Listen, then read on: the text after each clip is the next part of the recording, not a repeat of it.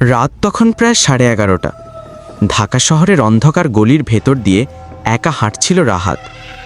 চারপাশ নিস্তব্ধ, শুধু কুকুরের ডাক শোনা যায় মাঝে মধ্যে। রাহাতের হাতে একটা পুরনো ব্যাগ, ভেতরে কি আছে কেউ জানে না। হঠাৎ পেছন থেকে ফিসফিস শব্দ ভেসে এলো। এত রাতে একা কোথায় যাচ্ছিস? রাহাত চমকে উঠে চারপাশে তাকালো, কেউ নেই। ঘাম জমে গেল কপালে। সে হাঁটার গতি বাড়িয়ে দিল, কিন্তু কিছুদূর গিয়ে দেখল সামনের পথটা বন্ধ, লোহার গেট আটকানো। পিছনে ফিরে তাকাতেই দেখল কালো কোট পরায় অচেনা মানুষ দাঁড়িয়ে, তার চোখে ভৌতিক জ্যোতি। লোকটা ধীরস্বরে বলল, ব্যাগটা আমার হাতে দাও, না হলে কাল সকালে তোর লাশ খুঁজে পাবে মানুষ।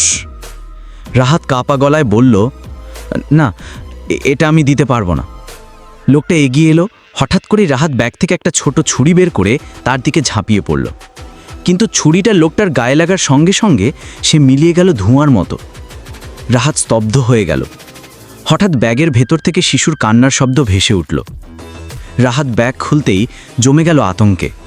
ভেতরে কোনো বাচ্চা নেই, বরং একটা পুরনো আয়না। আয়নায় দেখা যাচ্ছে রাহাত নিজেই, কিন্তু তার প্রতিচ্ছবি ছুরির আঘাতে রক্তাক্ত আর ফিসফিস করে বলছে, এবার তুই পালাতে পারবি না।